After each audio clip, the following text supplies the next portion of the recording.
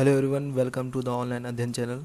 तो आज हम लोग पढ़ेंगे क्लास 4 सोशल स्टडीज़ का chapter number 5 the southern plateau. Southern plateau का मतलब होता है दक्षिणी पठार। इस चैप्टर हम लोग क्या क्या पढ़ेंगे तो द पेनिनसुलर प्लेट्यू प्रायद्वीपीय पठार के बारे में और प्लेट्यू रीजन के दो भाग के बारे में जानेंगे और इस रीजन के लाइफ के बारे में समझेंगे कि उस जगह पर लाइफ जो है वो कैसी है। तो चलिए शुरू करते हैं। प्लेट्यू एक पठार, एक ऐसा फ्लैट एरिया जो ऊंचाई वाले एरिया पर होता है, जो चारों तरफ लैंड से घिरा हुआ होता है, जिसे हम टेबल लैंड भी कहते हैं। तो फर्स्ट टॉपिक है द पेनिनसुलर प्लेट्यू, प्रायद्वीपीय पठार। तो ये जो प्लेट्यू है, पठार जो है वो साउथ दक्षिण के नॉर्दर्न प्लेन से लेकर साउदर्न टिप ऑफ इंडिया तक ये फैला हुआ है।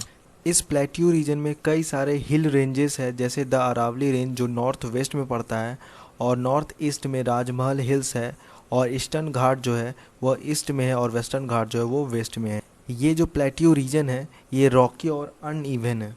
इट मीन्स ये एक पथरीला रास्ता है। इट मीन्स आसपास का जो एरिया वो पथरीला है और अनइवन है। साउदर्न प्लेट्यू रीजन में कई सारे राज्य जो है वो स्थित है, जैसे छत्तीसगढ़ हो गया, मध्य प्रदेश, झारखंड, महाराष्ट्र, कर्नाटक, आंध्र प्रदेश, तेलंगाना और तमिलनाडु। ये सब जो है साउदर्न प्लेट्यू रीजन में स्थित है, दक्षिणी पठार वाले रीजन में स्थित है। अब बात करते हैं इस प्लेट्यू रीजन के दो भागों के बारे में। तो ये जो प्लेट्यू है, ये जो पठार है, ये नर्मदा रिवर की वजह से दो भागों में बटा हुआ है। पहला है द सेंट्रल हाईलैंड और दूसरा है द डेक्कन प्लेट्यू।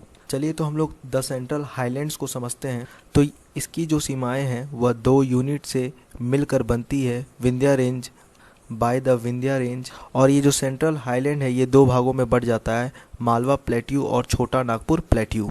बात अगर मालवा प्लेट्यू की जाए तो ये north west of central highland कहलाता है, जो अरावली हिल्स और विंध्या हिल्स के बीच में पड़ता है। अरावली और विंध्या पर्वत के बीच में पड़ता है मालवा प्लेट्यू, और इनकी ढलान जो है वो नॉर्थ की ओर बढ़ते जाती है, और इस बीच में कई सारी नदियाँ जो हैं वो आकर मिलती है, जैसे गंगा और यमुना जो है वो आकर मिल जाती है। और द सेंट्रल हाईलैंड का दूसरा भाग है छोटा नागपुर प्लेट्यू, छोटा नागपुर पठार। दूसरा भाग जो सेंट्रल हाईलैंड का है वो छोटा नागपुर प्लेट्यू है, छोटा नागपुर पठार है, जो नॉर्थ वेस्ट में पड़ता है। ये एरिया अच्छे खनिज के लिए जाना जाता है। अच्छे यहाँ पर कई सारे मिनरल्स जो है वो पाए जाते हैं छोटा नागपुर प्लेट्यू में, जैसे iron, manganese, mica and coal. Now the next topic is Deccan Plateau. The Deccan Plateau covers most of the southern part of India. Deccan Plateau जो है लगभग भारत का साउदर्न का हिस्सा, दक्षिणी हिस्सा जो है वो लगभग डेक्कन प्लेट्यू से ही घिरा हुआ है। डेक्कन प्लेट्यू जो है वो नॉर्थ में उत्तर की ओर सतपुरा की पहाड़ी से लेकर साउथ दक्षिण की ओर कन्याकुमारी तक फैला हुआ है। और वेस्टर्न और ईस्टर्न साइड का डेक्कन प्लेट्यू जो है वो किससे घिरा हुआ है, तो वेस्टर्न वाला वेस्टर्न घाट की तरफ और ईस्टर्न वाला ईस्टर्न घाट की तरफ घिरा हुआ है। और कुछ फेमस हिल्स की बात की जाए वेस्टर्न घाट का, तो कौन कौन सा हो गया, द साइद्री, नीलगिरी, अन्नामलाई और कार्डमम हिल्स, जो डेक्कन प्लेट्यू का हिस्सा है। डेक्कन प्लेट्यू में कई सारी नदियों का उद्गम स्थल भी है, ओरिजिनेट होती है, जैसे the Mahanadi river, Godavari river, Krishna river, Kaveri river, जो वेस्टर्न घाट से ओरिजिनेट होती है और बहते हुए ये पूर्व की ओर जाती है।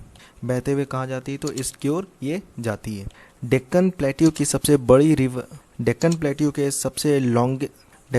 के सबसे बड़े रिवर की बात की जाए तो गोदावरी है, जो सबसे बड़ा लॉन्गेस्ट रिवर के नाम से जाना जाता है डेक्कन प्लेट्यू का। एंड द नर्मदा और ताप्ती जो नदी है ये वेस्टवार्ड की ओर बहती है और अरेबियन सी में जाकर गिर जाती है। अब हम लोग जानते हैं इस रीजन में लाइफ जो है वो कैसी है। तो पहला टॉपिक है छत्तीसगढ़। छत्तीसगढ़ की कैपिटल की बात की जाए तो रायपुर है। ये जो छत्तीसगढ़ वाला इलाका है ये फर्टाइल है, उपजाऊ भूमि है, और इस रीजन में महानदी रिवर जो है वो फ्लो करता है। इस जगह पर ट्राइबल का हैंडीक्राफ्ट जो है वो काफ़ी फेमस है, काफ़ी पॉपुलर है। ट्राइबल हैंडीक्राफ्ट्स उसे हम कहते हैं जो आदिवासी के द्वारा कई सारे हस्तशिल्प को बनाया जाता है, जो हाथों के द्वारा बनाए जाते हैं, उन्हें हम हैंडीक्राफ्ट्स कहते हैं। यहाँ पर कई सारे मिनरल्स भी जो है वो पाए जाते हैं, जैसे बनौट, कॉल, आयरन, डायमंड। और छत्तीसगढ़ में भारत का सबसे बड़ा स्टील प्लांट है, बिगेस्ट स्टील प्लांट है भिलाई, जो छत्तीसगढ़ में स्थित है। आप यहाँ पर एक पिक्चर देख सकते हैं जो ट्राइबल हैंडीक्राफ्ट्स की पिक्चर है, जो आदिवासी के द्वारा कई सारे हस्तशिल्प को बनाया गया है, जो काफ़ी प्रचलित है छत्तीसगढ़ में। और क्या आपको पता है कि राउत नाचा जो है वो ट्रेडिशनल फोक डांस है, लोक नृत्य है, और सोनार भी है जो वहाँ का फेमस है लोक नृत्य। और लोक गीत की बात की जाए, फोक म्यूज़िक की बात की जाए छत्तीसगढ़ की, तो बिहाव और पठौनी है। Now moving to the next topic Madhya Pradesh. Madhya Pradesh को हार्ट ऑफ इंडिया कहा जाता है। इसके कैपिटल की बात की जाए तो भोपाल है।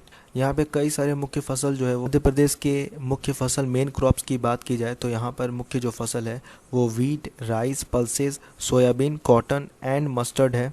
और यहाँ पे मुख्य जनजाति जो है मेन ट्राइब्स जो है वो कौन है तो गोंड और भील है। एंड क्या आपको पता है कि हमारे पूरे देश में सबसे ज़्यादा प्रोडक्शन जो है सोयाबीन का वो कहाँ होता है? मध्य प्रदेश में ही होता है। इसलिए मध्य प्रदेश को लार्जेस्ट प्रोड्यूसर ऑफ सोयाबीन भी कहा जाता है। मध्य प्रदेश जो है अच्छे खासे मिनरल्स के लिए भी जाना जाता है, अच्छे खासे खनिज के लिए भी जाना जाता है, जैसे आयरन और कोल जो है मिनरल्स जो है वो वहाँ पर पाए जाते हैं। और डायमंड प्रदेश का जो पन्ना एक जगह है, स्टेट है, जहाँ पर डायमंड जो है वो पाया जाता है। मध्य प्रदेश की फेमस टेम्पल की बात की जाए तो द खजुराहो का टेम्पल जो है वो काफ़ी प्रसिद्ध है। और बुद्धिस्ट का मोनूमेंट जो है जो सांची में स्थित है, जहाँ पर कई सारे टूरिस्ट जो है वो घूमने के लिए वहाँ पर जाते हैं। मध्य प्रदेश के जो लोग हैं वो किस तरह के लैंग्वेज में बात करते हैं तो हिंदी और मालवी लैंग्वेज जो है वहाँ पर काफ़ी प्रचलित है। मध्य प्रदेश जो है वहाँ पर कई सारे फेस्टिवल, कई सारे त्यौहार जो है वो मनाए जाते हैं, जैसे होली, दिवाली, ईद, दशहरा, रामनवमी एक्सेट्रा। अब हम लोग का नेक्स्ट टॉपिक है झारखंड। झारखंड के कैपिटल की बात की जाए तो रांची है। यह स्टेट जो है मिनरल्स के लिए जाना जाता है, वेल्थ एंड फॉरेस्ट। यह स्टेट जो है vast mineral wealth and forest के लिए जाना जाता है। कई सारे इंपॉर्टेंट मिनरल्स जो है वो यहाँ पर झारखंड में पाए जाते हैं, जैसे कोल, आयरन, ओर, लाइमस्टोन, कॉपर और बॉक्साइट। ये सब झारखंड में कई सारे इंडस्ट्रीज जो है वो स्थित है।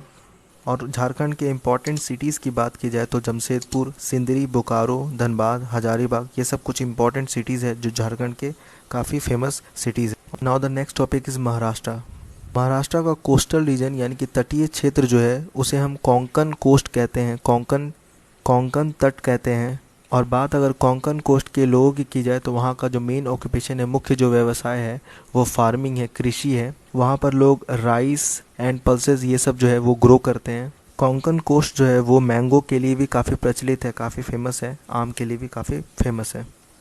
और महाराष्ट्र के कैपिटल की बात की जाए तो मुंबई है, जो कोंकण कोस्ट के पास बसा हुआ है। मुंबई को लार्जेस्ट सेंटर ऑफ इंडस्ट्री के नाम से भी जाना जाता है, ट्रेड, कॉमर्स और बैंकिंग के लिए भी जाना जाता है। मुंबई में सबसे बड़ा सी पोर्ट है, बंदरगाह है, जो भारत का सबसे बड़ा बंदरगाह कहा जाता है। और अरेबियन सी में बॉम्बे हाई जो है ऑयल फील्ड है, यानी कि ऑयल रिफाइनरी है, जहाँ पर तेल को रिफ़ाइन किया जाता है। बॉम्बे हाई में तेल को रिफ़ाइन किया जाता है, जो बहुत ही बड़ा है। एंड बात अगर मुंबई के फेस्टिवल की जाए तो फेमस फेस्टिवल जो है वहाँ पर गणेश चतुर्थी है, जो वहाँ पर लोग धूमधाम से मनाते हैं। मुंबई स्टेट जो है वो डांस और म्यूज़िक के लिए भी फेमस है। और मुंबई के पॉपुलर फोक डांस की बात की जाए तो लावनी है, कोली है और पावदास है। और पॉपुलर ड्रामा की बात की जाए तो तमाशा जो है वो वहाँ का पॉपुलर डांस ड्रामा है, जो काफ़ी फेमस है मुंबई का।